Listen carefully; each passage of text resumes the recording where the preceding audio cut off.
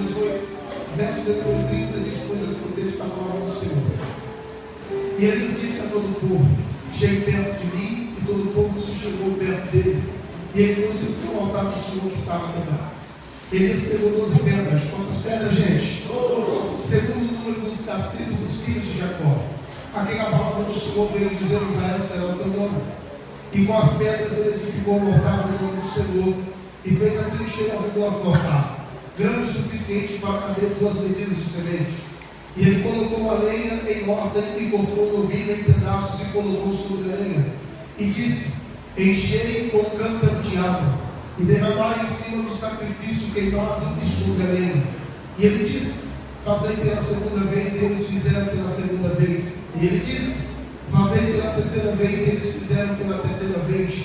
E a água escorreu ao redor do altar, e ela também encheu a trincheira. E sucedeu que na hora da oferta do sacrifício da tarde, que Elias o profeta aproximou-se e disse: Senhor, Deus de Abraão, Isaque e de Israel, que seja conhecido neste dia que tu és Deus em Israel, e que eu sou teu servo, e que tenho feito todas essas coisas mediante a tua palavra. Ouve-me, ó Senhor, ouve-me, para que este povo possa saber que tu és o Senhor Deus, e que tu tens feito envolver novamente o seu coração. Então o fogo do Senhor caiu, consumiu o sacrifício queimado, e a lenha, e as pedras, e o pó, e ainda lambeu a água que estava na trincheira. E quando todo o povo viu isto, eles caíram sobre as suas faces e disseram: só o Senhor é Deus, só o Senhor é Deus. E você diz amém por esta palavra. Eu vou fazer um pedido para o profeta. Se puder só dar mais um pouquinho de retorno, eu vou te agradecer depois, tá bom? Você vai me ajudar com esse nome? Gabriel. Gabriel, nome de quem tem dinheiro e cartão breve, obviamente. Gabriel, você me ajuda. Eu prometo para você que eu vou me estender muito, porque eu sei que você vai ficar cansado. Mas você me ajuda aqui, eu vou. Tá bom? Vamos embora? Santos e santos ouvintes da boa mensagem de Cristo Jesus. Na noite deste dia, o Senhor tem nos dado uma direção concernente à sua palavra, ao que está escrito no primeiro livro dos Reis de Israel, capítulo de número 18, os versos 500. É o verso do número 30 ao verso do número 39. Embora eu tenha feito a leitura de apenas alguns versos, eu preciso nos lembrar que todo o contexto inserido nesta palavra está ligado a um dos maiores profetas, se não o maior profeta do Antigo Testamento, a saber, o profeta Elias. Elias que veio da terra de Tisbe, e Deus o levanta do tempo de uma crise muito grande, pois a Bíblia diz que quem reina sobre Israel é o rei, seu nome é Acabe. Acabe carrega consigo a nomenclatura que nenhum outro rei, nem antes dele nem depois dele, recebeu. Acabe é conhecido como o pior rei de Israel. E por que pior rei de Israel? Porque Acabe, por uma questão política, ele faz uma aliança, se casa com uma mulher, a saber, Jezabel. Jezabel era uma sacerdotisa de Baal e de Astarote, e introduz no meio do povo de Deus o culto a Baal. Logo, o altar que era levantado antes para Deus, agora é derribado, agora é quebrado, e se levanta altares para Baal. E quem era Baal? Baal era um deus, uma estátua de aproximadamente de 1,5 metros, tendo nas suas mãos um raio que tocava a terra e apontava para o céu. Então se compreendia e se pregava no culto de Baal, que tudo que do céu descia, quem mandava não era Deus, quem mandava era Baal. E tudo que a terra produzia, quem mandava também não era Deus, quem fazia produzir era Baal. Então Israel constia em 2 pensamentos: uma hora para Deus, e outra hora atribui a Baal aquilo que era de Deus. Então Deus levanta este profeta, a saber, Elias, com uma voz profética para profetizar e liberar uma palavra diante do reinado de Acabe. Pois agora Israel declara dizendo: já que chove, que faz chover é Baal. E se plantamos a semente prospera, germina e dá o seu fruto na estação própria, quem faz essas coisas também é Baal. Então, diante do sistema, Elias se levanta e profetiza, libera uma palavra profética. Eu preciso dizer uma coisa, porque existem 3 posições dadas ao homem no Antigo Testamento, que determinavam ou direcionavam ou norteavam uma nação. Essas 3 posições eram concedidas por Deus. A primeira delas era rei. E por que é que Deus permitia o rei ser levantado? Porque Uma nação tinha um representante que firmava pactos, fortalecia os seus conceitos e também fortalecia o seu exército. A segunda posição era o ministério sacerdotal, porque por intermédio do sacerdote, Israel ou o povo dava sua oferta a Deus. A terceira posição era dado ao ministério profético. Só que a diferença entre hoje é que o rei governava o povo, o profeta recebia a oferta do povo para apresentar a Deus, ou o sacerdote recebia a oferta do povo e apresentava a Deus. Mas o profeta não recebia nada do povo, o profeta não era direcionado do povo, o profeta recebia a mensagem de Deus e anunciava ao povo. Só que este dia aqui, Elias não recebe uma ordem vinda direta do céu. Ele libera uma palavra dizendo: já que dizem que Baal é Deus, e é Ele que faz chover, e é Ele que faz a semente na terra germinar e prosperar, eu porém vos digo que segundo a minha palavra não vai haver nem chuva e nem orvalho sobre a terra. E eu sei que é comum nós olharmos para esse texto e parecer que Elias está falando coisas da sua cabeça, mas quando nós olhamos para Deuteronômio capítulo de número 28, nós temos a percepção que o que Elias fala não é fruto da sua imaginação. O que Elias reproduz, ou o que Elias está falando, é apenas uma reprodução daquilo que já estava escrito. Pois Deuteronômio capítulo 28 é onde Deus norteia a Israel e toda a nação a dizer: se andar diante da minha presença, vou fazer chuva descer, vou fazer orvalho descer, vou fazer semente prosperar. Mas se abandonar a minha presença, eu fecho o céu, não desce chuva, não desce orvalho, e semente também na terra não vai prosperar. Então, quando Elias declara, ele está dizendo: segundo a minha palavra, diante do Deus a quem eu sirvo, não haverá chuva e nem orvalho sobre a face da terra. Só que tem uma característica para se entender. Quando Deus falava na boca de um profeta, e qual é a característica? Era que toda a mensagem, antes de ser anunciada, o seu remetente também ele era anunciado. Por isso que toda a profecia consistia-se primeiro na frase em dizer: assim diz o Senhor Deus de Israel, ou assim manda dizer o Senhor Deus de Israel. Já que a profecia não vem como assim manda dizer o Senhor, Acabe olha para a profecia e diz: não vai se cumprir, porque isso é conversa de alguém que não gosta daquilo que eu estou fazendo. Isso é conversa de alguém que reprova o meu caminhar. Só que a Bíblia diz que Deus gosta do que ouve na boca do profeta.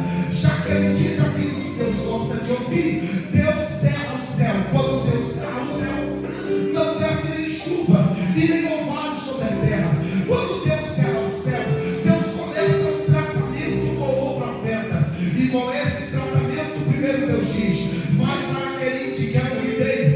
O texto diz que o profeta vai para lá. E os milagres começam a acontecer, pois a Bíblia diz que no Querite o profeta tomava água. Mas todos os dias, ao cair da tarde, ao amanhecer, Deus mandava o povo trazer pão e carne para o profeta comer. Isso aqui me chamou a atenção, porque Deus está olhando para alguém que é um profeta diante do Querite, enquanto toda a nação vai passando por um processo da ausência de água.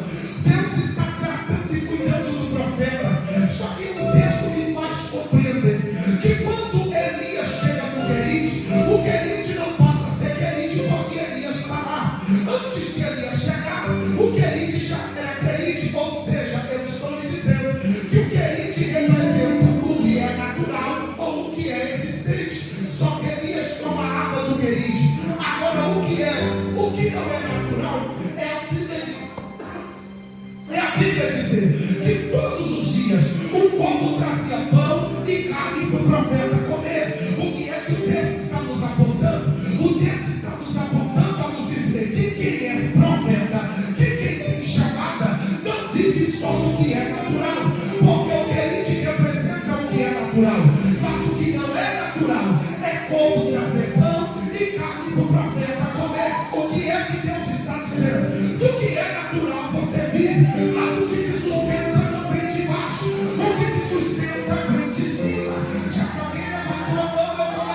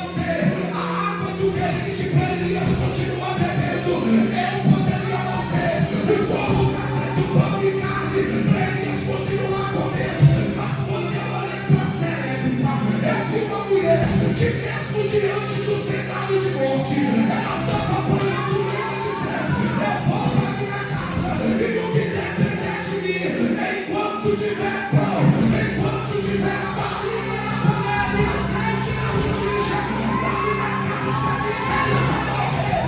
Então essa noite vou mandar um profeta, porque não é profeta que precisa da viúva, é a viúva que depende da mensagem profética que veio por intermédio do profeta. Então eu vou falar, já que alguém deu glória, eu vou falar. Quem disse para você que a representação dessa verdade não está ligado à igreja ou aquilo que é de Deus para aquilo que nós somos? Porque a ideia que a gente tem, ver se alguém não teve essa ideia, que parece que é um lugar que depende da gente, parece que é um ambiente que depende da gente. Aí alguém diz assim: eu quero ver no dia que eu não cantar, eu quero ver no dia que eu não pregar, eu quero ver no dia que eu não estiver lá. Aí Deus está dizendo: quem é que disse que é o profeta que depende da viúva? Porque a minha viúva tem acaba, o que o profeta carrega é eterno.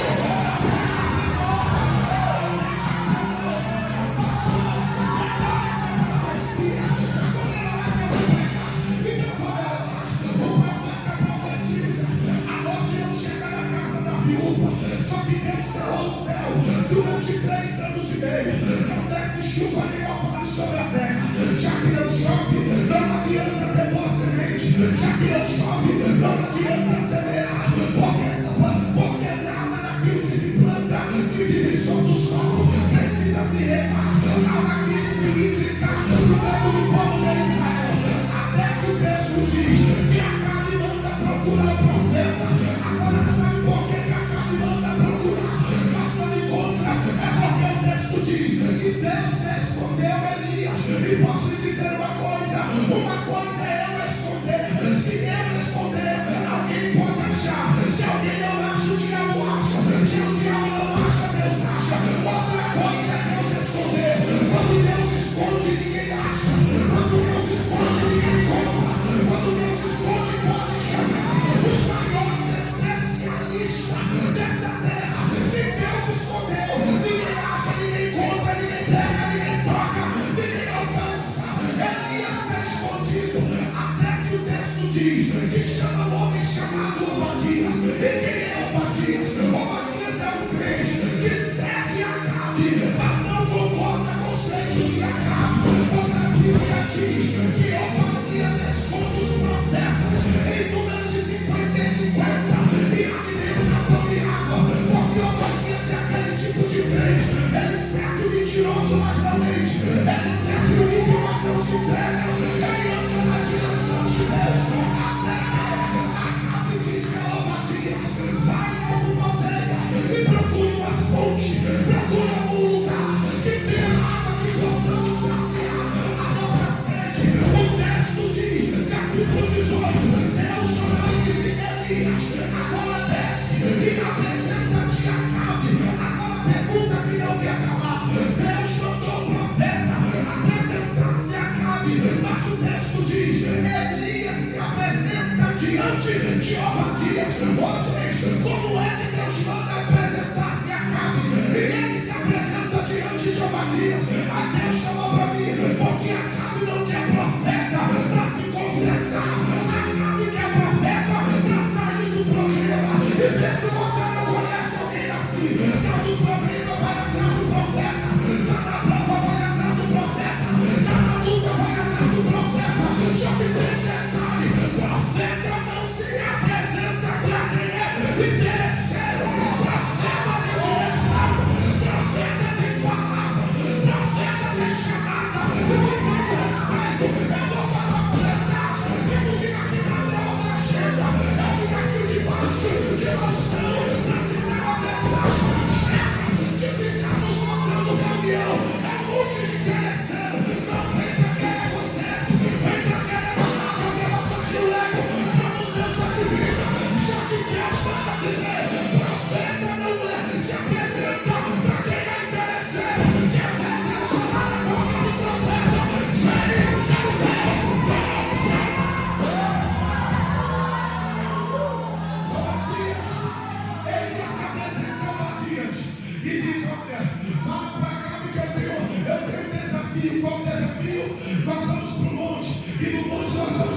culto. E vai ser 2 cultos no mesmo lugar. E o que é que tem que acontecer no culto? O que tem que acontecer no culto é que o Deus a quem responder com fogo será Deus sobre Israel. Acabe gostou da ideia. Olha para cá que eu vou começar a pregar. Acabe gostou da ideia. Chama 400 profetas de Baal, 450 profetas de Azera. Levou a rede toda. Quando chegou lá, o texto diz que Elias olha para os profetas de Baal e de Azera e diz: começa vocês primeiro.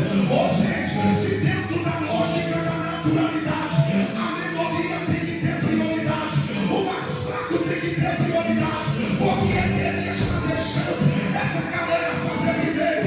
A Deus chamou para mim, porque nem sempre quem começa primeiro está na direção certa. Então já que é para fazer culto, como é que o culto funciona?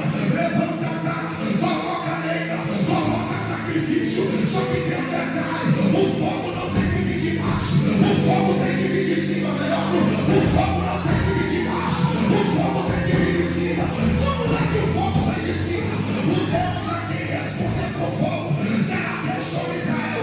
Agora olha para cá que vai dar glória a Deus agora. O desafio é: levanta a cara, coloca a lenha, coloca o sacrifício. Só que ninguém pode ter fósforo, só que ninguém pode ter isqueiro. O fogo não tem que vir de baixo, o fogo tem que vir de cima.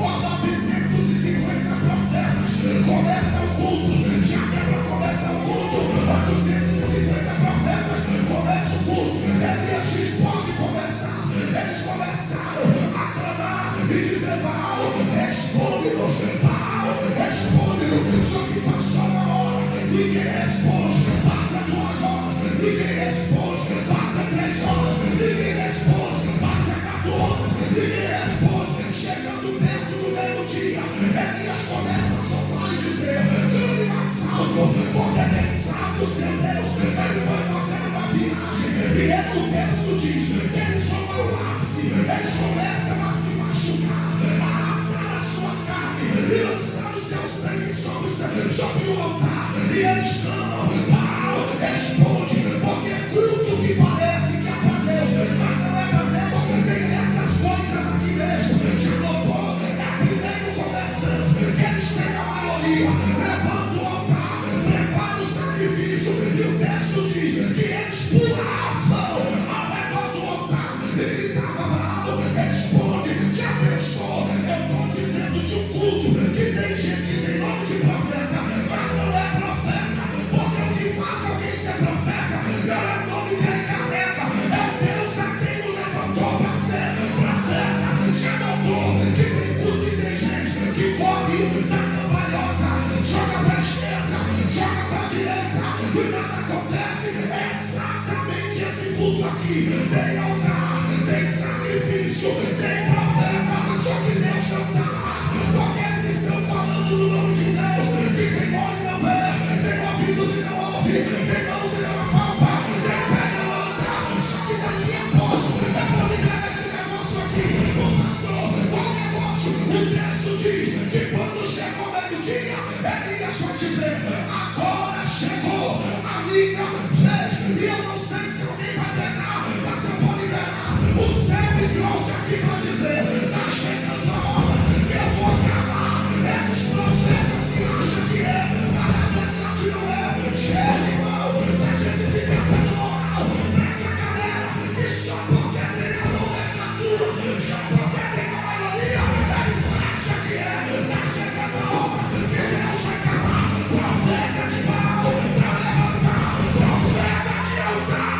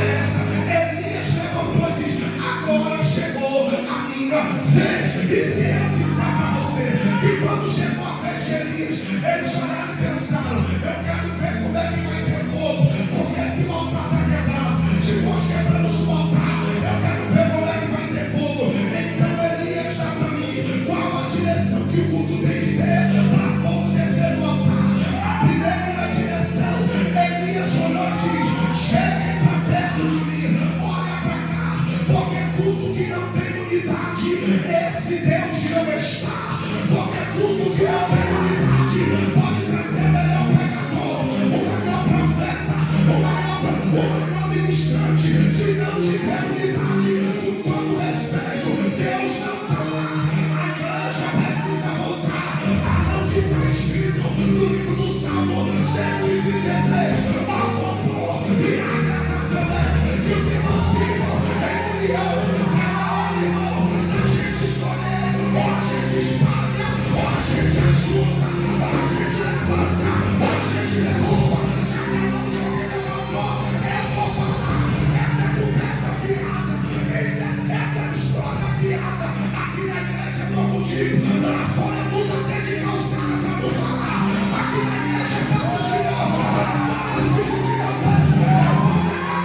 Tudo que Deus está, onde se tem fogo, tem unidade.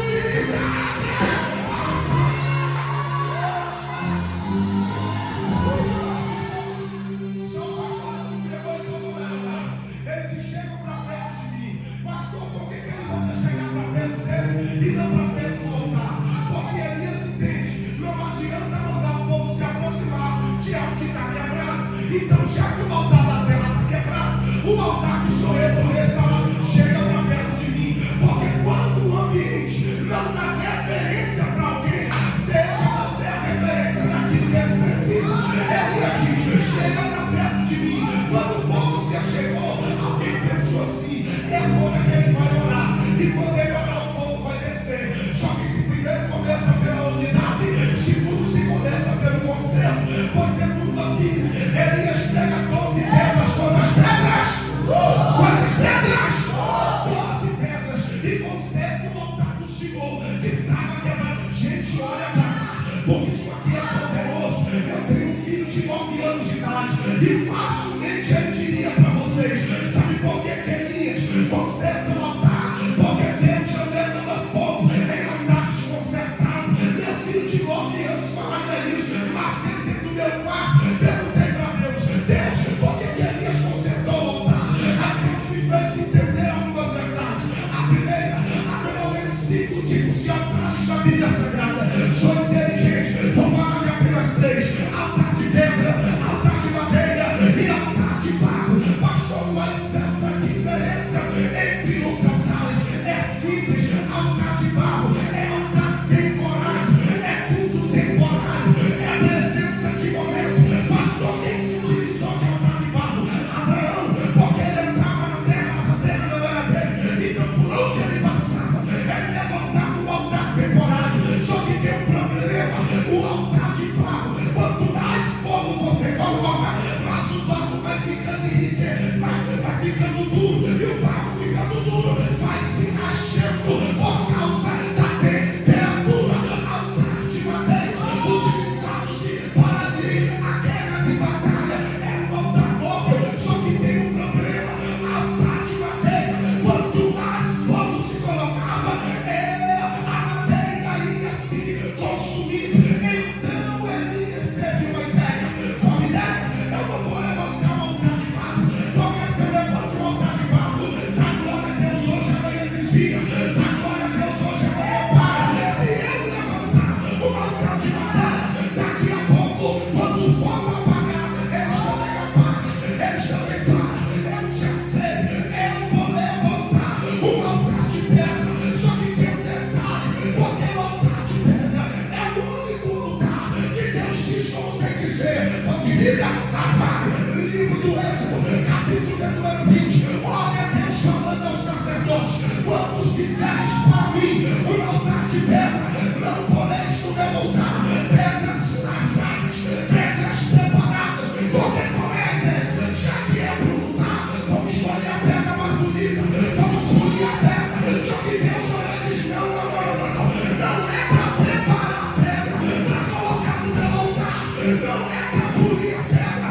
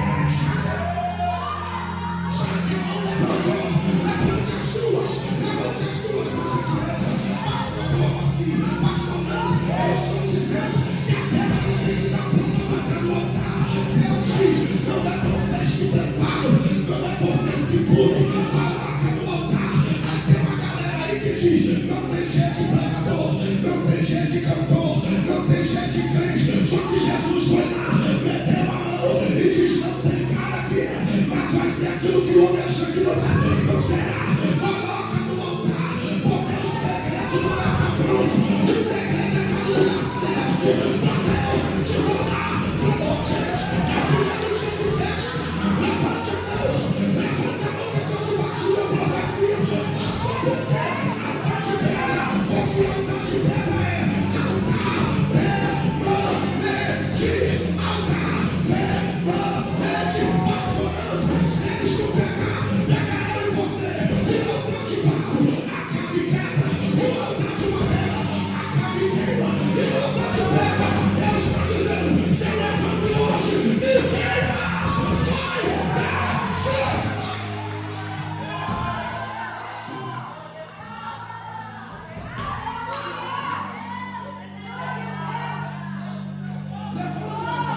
O texto diz: pergaram-se pedras, levanta o altar. Quem vê ali essa levantando o altar diz: isso aí eu já fui em outro culto. Só que ali começa o culto primeiro, com unidade, depois com conselho. Porque culto que não tem conselho vira culto de pretexto. Você não está aqui não? Você não está aqui não? Vou falar de novo. Que culto é esse? Que a gente já não pode mais ser consertado. Que tipo de culto é esse? Que o pastor não pode mais utilizar da autoridade que Deus lhe deu para consertar o que está errado na nossa vida. O pastor vai pregar isso. Aceita primeiro dia, só olha para cá.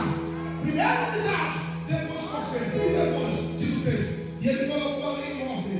Pastor, por que ele coloca a lei? Porque não precisa estudar em Harvard para saber que fogo não se mantém em pedra. O que mantém fogo?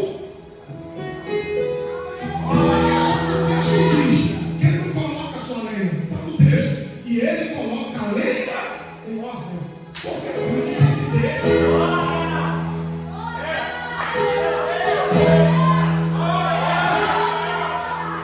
Com todo respeito, olha para mim aqui. Que história é essa desses cultos que a gente não sabe o que é início, o que é fim? Que conversa é essa desses cultos que a gente não sabe quem fala, quem prega, quem canta?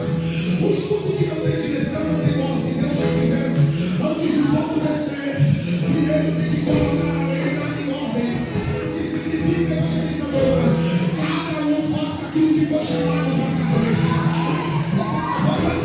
Eu vim aqui para Deus, mas vou falar. Pastor, como assim? É um monte de gente que está igual a livro de Isaías, capítulo 16. Do homem que morreu nos ímpios. Quem é os ímpios? Os ímpios é o cara que canta, que prega, que profetiza. Os ímpios é o cara que reina. Só que teve um dia que os ímpios diz: já que eu canto, prego, profetizo, eu também posso tomar o lugar do pastor. Quando ele tomou, Deus veio os servos, meu filho. Cantar eu aceitei, pregar eu aceitei, dirigir eu aceitei, mas você tem que ficar na vocação que eu te chamei. Não adianta passar, tem que ter ordem. É por isso que o céu está dizendo: eu não dou todo respeito. Essa geração que se serve, essa geração de corte de internet, essa geração precisa entender: na casa do Senhor precisa ter ordem e decência.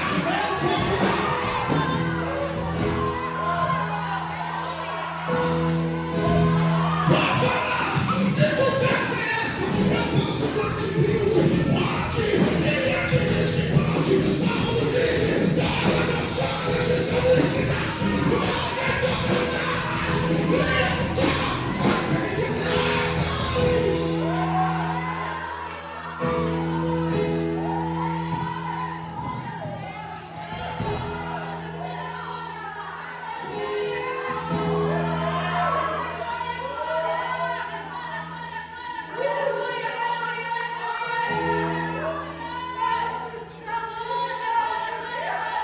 Me perdoe, não me cancela não, mas eu tenho que falar.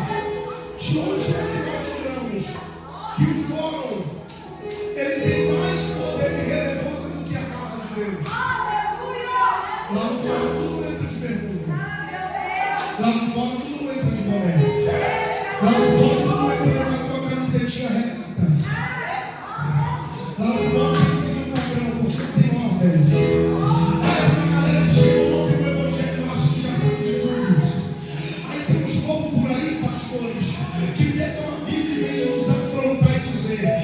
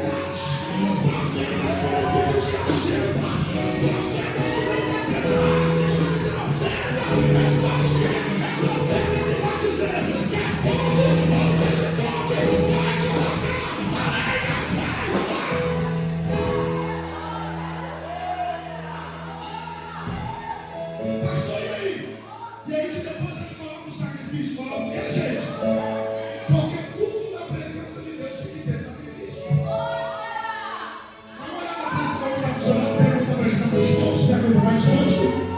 Não, essa derrota você não está na festa. Pergunta, está disposto? Pastor, por que tem que ter sacrifício? Porque, com todo respeito, você se utiliza de momentos da sua vida para determinar o que você entrega a Deus. Quer um exemplo? Estou cansado. Se eu estou cansado, eu não vou. E se eu for, eu não canto. E se eu for, eu não levanto. E se eu for, eu vou ficar com a minha cara de cansado para mostrar para todo mundo que eu estou cansado. Só que a pergunta que não quer calar: cansado não, você não vai trabalhar? Quando chega no trabalho, você tem que ficar em pé, você não fica? Então, beleza, quer fogo de Deus? Tem que ter sacrifício. Mas eu só quero ir na prática, que eu não vou melhorar isso aqui. Eu vou pegar só nas partes do culto para ter fogo no altar. Se não tiver sacrifício, meu irmão, o fogo não desce. Porque Deus não se impressiona por lenha. Deus não se impressiona por altar de pedra. Deus quer saber o que você trouxe para oferecer. Sobre o altar, levante a mão direita e a mão esquerda. Eu estou debaixo de uma profecia, irmão. É o primeiro dia de festa. Macaé será dominado pela glória de Deus por esse tempo. E a palavra que Deus coloca na minha boca é: vai do sacrifício. Pastor, mas eu estou cansado. Vai cansado mesmo. Pastor, mas eu estou quebrado. Vai quebrado mesmo. Eu convido só quem vai no sacrifício. Levante a mão direita, a mão esquerda, por favor. E libere uma palavra de adoração.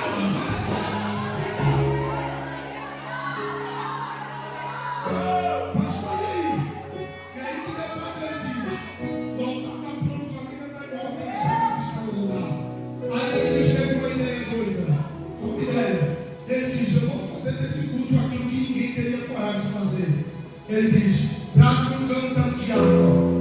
Um cântaro equivalente entre 4 a 6 litros. Era um recipiente que cabia entre 4 a 6 litros. Colocando na ideia de como estava a crise hídrica, esse cântaro aqui não tinha 6. Ele tinha aproximadamente 4 litros de água. Ele olha para o cântaro e diz assim: jogue a água sobre o altar. Gente, tem gente que ficou igual você me olhando com essa cara se perguntando: quem quer fogo não usa água? Porque isso aqui é simples, a água apaga fogo. Então por que Elias está mandando colocar água no lugar que ele quer fogo? Vamos para o culto? O culto começou com unidade, com conserto, com ordenação, com direcionamento, e agora o culto está na fase do sacrifício. Só que Elias foi além. Ele diz: vamos colocar água no lugar que eles querem ver fogo. Alguém olhou e diz: se sem colocar água já era difícil, imagina colocando água. Aí eu perguntei para Deus: por que é que Elias coloca água no lugar que ele quer fogo? E essa parte aqui, se tu pular dessa cadeira e dar mais cadeira no diabo, aceita Jesus. Deus me fez compreender que uma das representações do Espírito na Bíblia Sagrada é a água. E eu vou lhe provar pela Bíblia. Livro do Gênesis, capítulo número 1, verso número 1 e verso número 2. No princípio criou Deus os céus e a terra. A terra era sem forma e vazia, mas o Espírito movia-se sobre a face das águas. Livro de João, capítulo número 3. Jesus olha para Nicodemos e diz: é necessário você nascer da água e do Espírito. Os dois são a mesma coisa. Livro de João, capítulo número 4. Mulher, se tu soubesse quem te pede água, tu me pediria, e eu me daria uma água a fazer jorrar para a vida eterna. Livro de João, capítulo 7, versículo número 27 a seguir. Jesus está na festa do tabernáculo. Levanta e grita para todo mundo ouvir. Quem crê em mim, como diz as Escrituras Sagradas, do seu interior fluirão rios de águas vivas. Então a pergunta que não quer calar: por que é que está colocando água no lugar que quer ver fogo? Aí Deus falou para mim: pois a água representa o Espírito. Então o céu me sinalizou: não é o fogo que traz a manifestação do Espírito, é o Espírito que traz o fogo. Vou melhorar para você, cara. Pastor, me prova, vou lhe provar. Livro de Atos, capítulo número 2. Estavam todos reunidos na sua casa, estavam todos reunidos no seu lugar. De repente lá vem ele queimou o Espírito como o som de um vento veemente e encheu toda a casa. Aí diz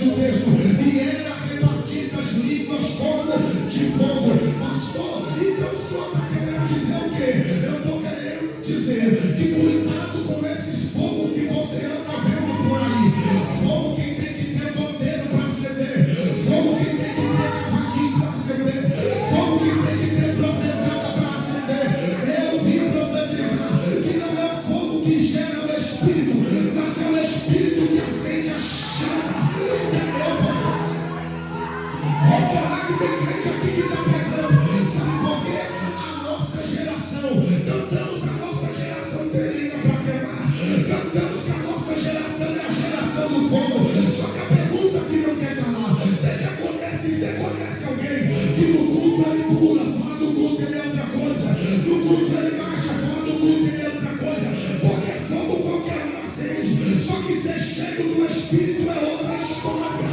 Eu vim pregar para alguém que Deus está dizendo na minha boca: antes do fogo chegar, primeiro você tem que ser cheio, porque quem é cheio é convertido, quem é cheio não canta música secular, quem é cheio do pecado é pecado. Pastores, eu preciso falar, a pilantragem já pegou. O nosso problema é que a gente está orando para Deus mandar fogo, e Deus está dizendo: antes de mandar fogo, eu vou derramar do meu Espírito. Está na hora da gente vivenciar a intimidade com o Espírito Santo, porque crente cheio do Espírito Santo, o que faz ele pular não é o corinho que canta, o que faz ele rodar não é a música. Crente cheio do Espírito Santo, ele é movido pelo poder da palavra.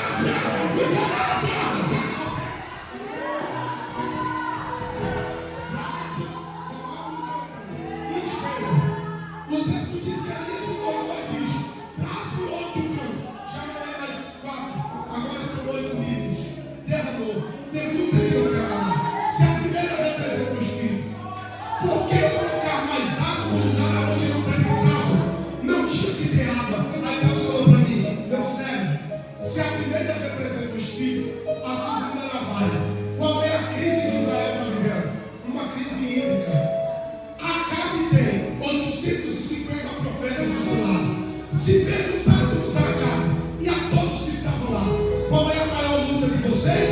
Eles diriam: a nossa maior luta é que nós não temos água. A nossa maior luta é a ausência de água ou a falta de água. Só que Elias está derramando o que falta neles. Elias está derramando sobre o altar. Gente, se tudo pegar isso aqui, eu pego, porque o céu está mandando dizer: o que está faltando na vida de Acabe não está faltando na vida de Elias. Agora a pergunta que não quer calar: se Elias tem o que Acabe quer, por que ele não negocia? Porque o que é do altar não se pode negociar. Vou falar de novo: o que é do altar não se pode negociar. Vou falar de novo: o que é do altar não se pode negociar. Pastor, não, já estou caminhando para o final. Um dia eu estava pregando num congresso sobre adoração.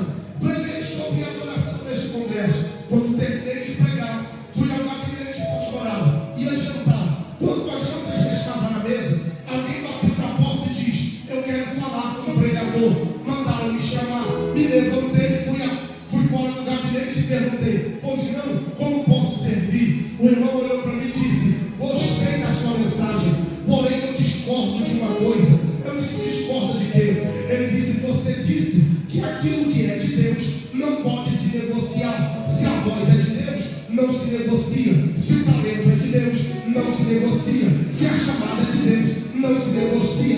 Ele bateu no peito e disse para mim: eu sou baterista e eu toco na igreja e eu toco secularmente. E sabe por que eu toco no secular? Porque por intermédio da minha profissão eu sustento a minha casa. Você é a cabeça. Pensei: preciso rever os meus conceitos. Pedi perdão, irmão, virei as costas. Quando virei, ouvi a voz de Deus dizendo: olha para ele que eu vou te dar uma direção para que você fale a ele. Olhei e chamei: terra, vem cá, eu preciso lhe dizer uma coisa. Eu disse: então você disse para mim que discorda, porque você disse que se não tocar lá fora, a sua família perece. Se não tocar lá fora, a tua casa perece. E eu disse que o que é de Deus não se negocia. Ele disse: eu disse para ele: meu filho, eu vou te lembrar o que disse Davi. Moço, hoje eu sou velho, mas nunca vi exaltado o justo, e nem na sua descendência mendigar o pão. Com todo respeito, a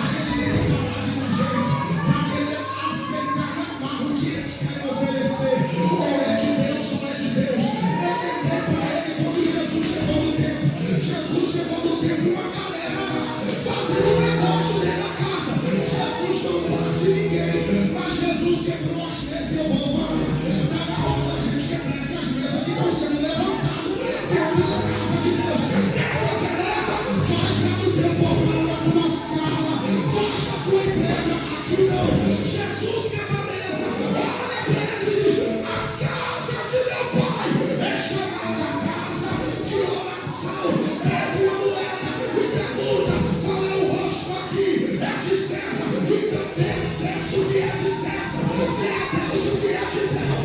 Eu estou pregando para alguém que Deus está dizendo, não é para negociar, não é para acabar, aquilo que é conta, joga para derramar, joga tudo nele.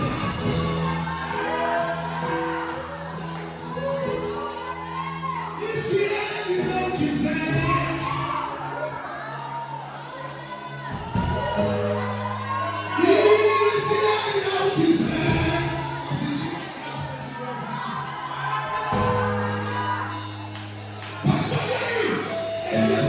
ainda mais, ele diz, tem quantos litros aí?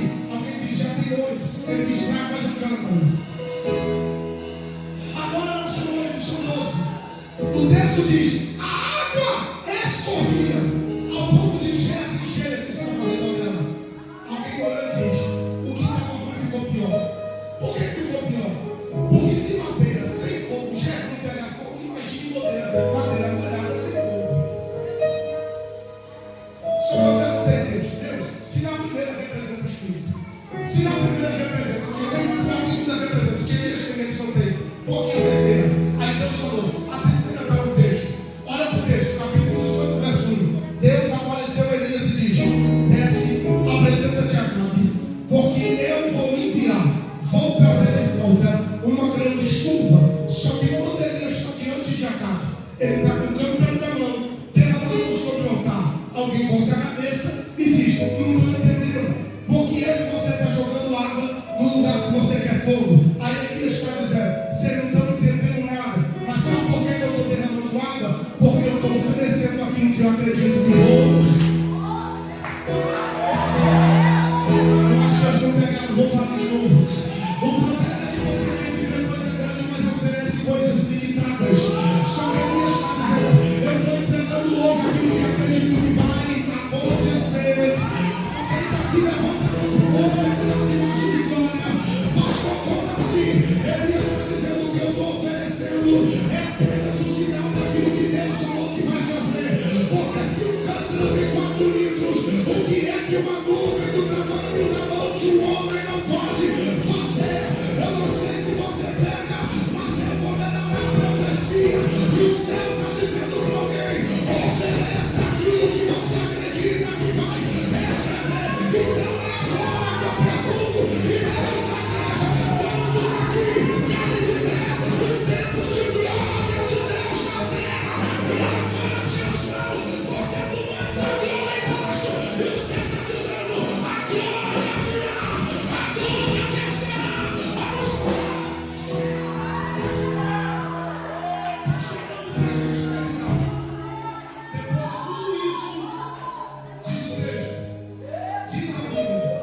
Elias ora, e o texto diz, e o fogo do Senhor caiu do céu. Gente, se a finalidade era Elias mostrar, provar quem era Deus, por que Elias, ao invés de pedir fogo, ele não poderia pedir chuva? É porque tudo para Deus funciona assim. Deus não faz na minha vida aquilo que quero. Deus não me dá o que quero. Deus vai me dar aquilo que eu preciso. Aleluia, eu vou melhorar. Essa geração quer ver chuva. Só que Deus está dizendo, vou derramar fogo. Porque não adianta chegar com o carro no ano e continuar com o altar apagado. Antes de Deus abrir a porta, Deus vai acender o altar de novo. O